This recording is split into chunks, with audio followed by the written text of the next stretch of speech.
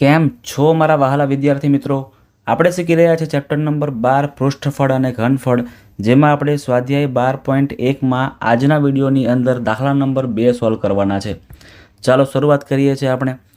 એક પોલા અર્ધગોલક ઉપર એક પોલો નળાકાર બેસાડેલો હોય તેવું એક પાત્ર છે.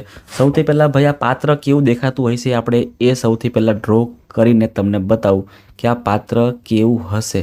તો મિત્રો સૌથી પહેલાં તો કે આ અર્ધગોલક છે, બરાબર છે, અને આ અર્ધગોલકની ઉપર એક નળાકાર મૂકેલો છે. તો એક નળાકાર આપણે સૌથી પહેલાં અહીંયા બનાવીએ. નળાકાર આપણે સૌથી પહેલાં અહીંયા બનાવીએ છીએ. ચલો ધ્યાન અહીંયા આપજો મિત્રો, ધ્યાન અહીંયા આપજો. તો આવો કોઈક આકારનું એક પાત્ર છે, ક્લિયર છે. આ નીચે અર્ધગોલક છે અને અર્ધગોલકની ઉપર આવી રીતે નળાકાર બેસાડેલો છે. હવે આગળ શું કહે છે, જો અર્ધગોલકનો વ્યાસ 14 છે, એટલે આ જે આખો વ્યાસ છે ને મિત્રો એ 14 છે. અને પૃષ્ઠફળ અને ઘનફળના દાખલાની અંદર સૌથી પહેલાં મિત્રો આપણે વ્યાસને અડધો કરી દેવાનો.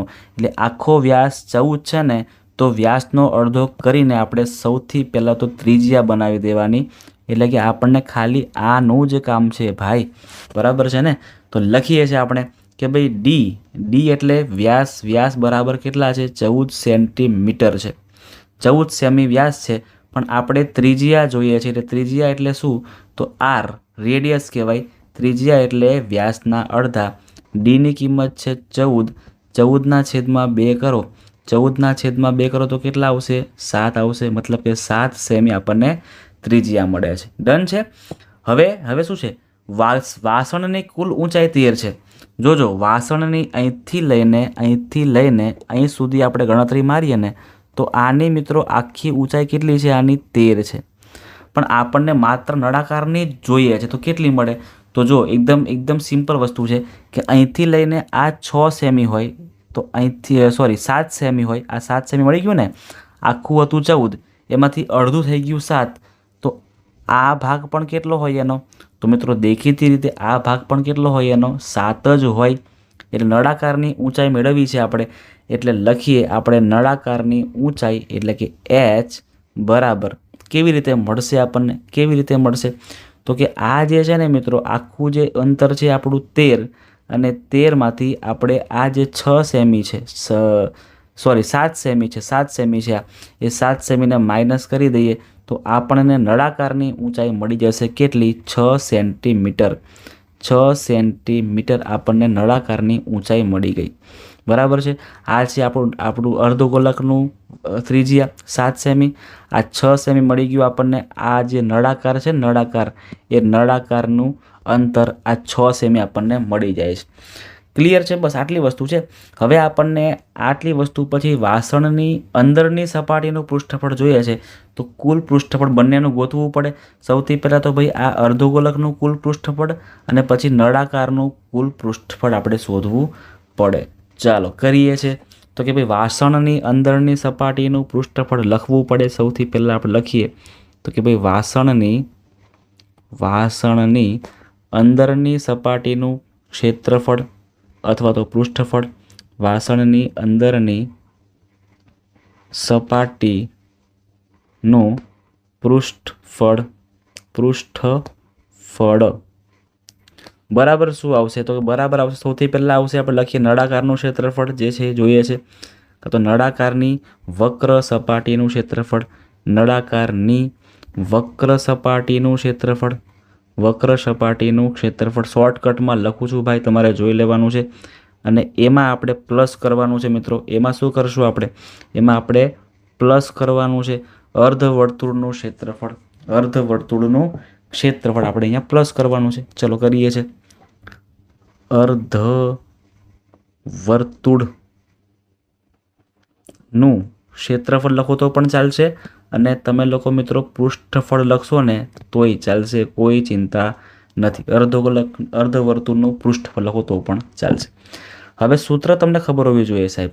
નળાકારની વક્ર સપાટીનું ક્ષેત્રફળ આવશે 2πr/h, અને અર્ધવર્તુળનું પૃષ્ઠફળ પૂછે તો શું આવશે? 2πr². 2πr². જો આખું વર્તુળ હોય તો πr², અર્ધવર્તુળ હોય તો 2πr², બરાબર છે. અને આખું વર્તુળ હોય તો શું આવશે? 4πr² આવશે. 4πr² આવશે, જેને ગોલક પણ આપણે કહીએ છીએ. આમાંથી કોમન જે નીકળતું હોય ને એને આપણે કોમન કાઢી લેવાનું, એ સૌથી બેસ્ટ રસ્તો છે. તો 2π બંનેમાં છે, તો ભાઈ 2π આપણા કોમન આવશે. અહીં મિત્રો આપણી આર પણ કેવો આવશે? તો કે આર પણ આપણો અહીંયા કોમન જ આવશે. કેમ કોમન આવે ખબર છે? કારણ કે જુઓ તમે, આ આપણું જે નળાકાર છે એનું પણ આ જ છે, અને આ જે અર્ધવર્તુળ છે બંનેનું કોમન ગોળક છે, એટલે અહીંયા સેમ જ છે ને, બરાબર. એટલે આર પણ આપણું કોમન આવશે. તો હવે શું વધે છે અંદર એ લખી દઈએ. તો એચ વધે છે અહીંયા, અને અહીંયા પ્લસ અહીંયા એક આર તો બહાર આવી ગયો, એટલે એક આર અહીંયા બચી જશે. ચલો જોઈ લેજો. હવે અહીંયા શું કરીએ છીએ આપણે? તો 2/2 પાઈની કિંમત મૂકી દેવાની છે, 22/7. આર કેટલા? તો કે ભાઈ આર આપણને 7 મળેલા. એચ પ્લસ આરનો સરવાળો કરવાનો છે. એચની કિંમત 6, આરની કિંમત આપણને 7 મળી હતી એ. હવે ઉડાવવાને કાપાકૂપી કરવાની છે. 7 કેન્સલ, બીજું કશું નથી ઉડતું. એટલે 22 × 2 કરો ને તો 44, અને 44 × 6 ને પ્લસ 7 કરશો એટલે 13.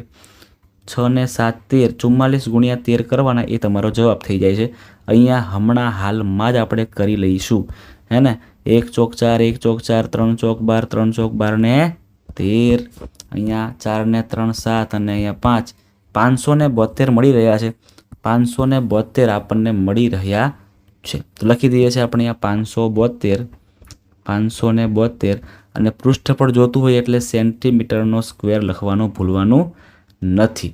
સો મિત્રો, વાસણની અંદરની સપાટીનું પૃષ્ઠફળ અથવા તો ક્ષેત્રફળ આપણને કેટલું મળે છે? 572 સેન્ટીમીટરનો સ્ક્વેર મળે છે. ક્લિયર છે મિત્રો? ચાલો, તો આ વિડીયોમાં આપણે આટલું જ રાખીએ છીએ. આપણે દરેક વિડીયોમાં એક જ દાખલો સોલ્વ કરાવીશું, પણ પરફેક્ટલી કામ કરવાના છે. ભલે વધારે વિડીયોઝ બનશે, ચાલશે, વાંધો નહીં, પણ દાખલાઓ તમને પરફેક્ટલી સોલ્વ કરાવીશ કે તમને મિત્રો ક્યારેય તમે ભૂલી શકો નહીં, એવી રીતે આપણે કામ કરવાનું છે. જો તમે પહેલી વાર વિડીયો જોઈ રહ્યા છો તો વિડીયોને લાઇક કરી દેજો, તમારા મિત્રો સુધી આ વિડીયોને શેર પણ મારજો, અને ચેનલને સબસ્ક્રાઈબ પણ કરજો.